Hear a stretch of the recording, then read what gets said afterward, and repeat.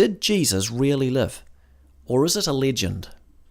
Every year, usually around Easter or Christmas, the media starts running stories about some scholar who has uncovered a scandal about the claim that maybe Jesus might not have existed.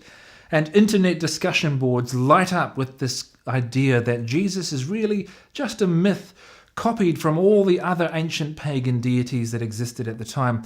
There was even an online documentary called Zeitgeist that spread this idea around a bit. All these other ancient myths you see featured hero gods who were born of human virgins on December 25th. They had 12 disciples. They were baptized, they were crucified, and then they were resurrected 3 days later. Now, all of that sounds really impressive at first, until you start poking around for evidence. Look at the stories of these ancient deities for yourself. Mithra was not born of a virgin, or even of a human being. Osiris was not crucified or resurrected.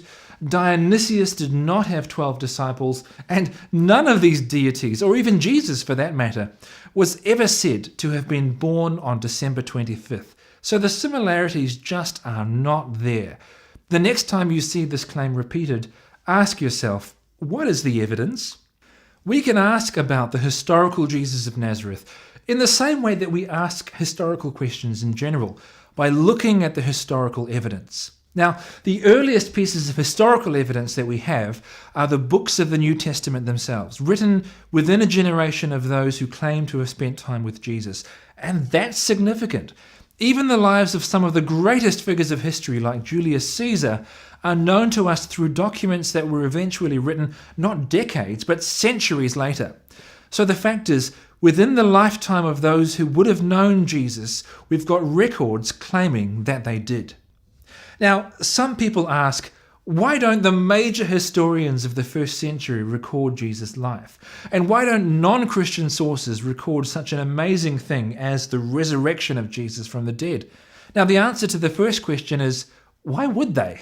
You see, in the context of the whole Roman Empire in the first century, Jesus was the leader of a very small movement that moved around Palestine, who only really became famous after the Christian movement started spreading. We think of him now as a world-famous person, Jesus Christ superstar, but he was no such thing in his own lifetime. In answer to the second question, if any writer recorded that Jesus was telling the truth and he really rose from the dead, then they're not a non-Christian source. Non-Christians are those who don't believe. But actually, we do have some non-Christian sources who at least acknowledge the existence of Jesus of Nazareth. So the first century Jewish historian Josephus records the existence of Jesus, explains that the Christian movement was named after him because he was called Christ, and that he had a brother named James. We've also got the second century Roman historian Tacitus, who had access to all the state records of Rome and confirmed that a person referred to by his followers as Christ was executed under Pontius Pilate, but that the Christian movement had continued to grow nonetheless. There are a few others too, but the point is this: having just a small handful of early sources, in addition to a number of records written from the era of his life by his followers, in historical terms is really more evidence than we have for numerous historical figures. What's more, you've got the origin of the Christian movement. These are people who are willing to face persecution and death for the faith that they had in Jesus. People don't do that for claims that they know to be untrue.